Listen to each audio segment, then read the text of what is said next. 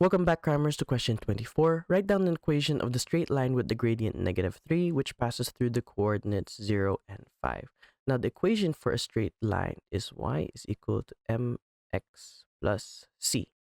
M being the gradient, x being the x coordinate, and y being the y coordinate. Let's input that so we can find c and give our final answer. So if y is 5, m is -3, this is multiplied by 0 plus c. Anything multiplied by 0 is just 0, so 5 is equal to 0 plus c. Then that means 5 is equal to c. Now that we know what c is, we input it into the original equation and we leave y and x as is. So that means our final answer is y is equal to the gradient, which is -3. We put x plus, and remember to add c, which is 5. Show by shading on the grid the region defined by all three of the inequalities. Label the region R. Okay, now when dealing with inequalities, we simply follow this rule.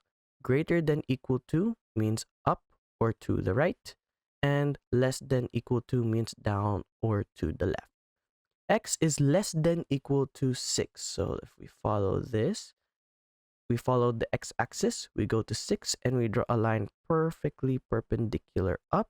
Use a ruler if possible, and less than equal to, that means it goes to the left. So we can put an arrow here for now so we can remember. Y is greater than equal to 2. So we write here on the y-axis, on the 2, perfectly perpendicular as shown, and greater than is up. So we put an arrow up. Y is less than equal to x plus 1. So what does that mean? That means when we input a value for x, it changes y. So we can start off with y is less than equal to, let's start off with x is 0. 0 plus 1. That makes y less than equal to 1. So that means when x is 0, y is 1. We can put a cross here. Then we can put a higher value such as y is less than equal to, let's put 8 here, plus 1. That means y is less than equal to 9. So we simply look for where x is 8 and where y is 9. We put a cross there and we simply connect those lines. And it says less than equal to, so this goes down. Notice how they all point towards this triangle. Therefore, that means this is region R.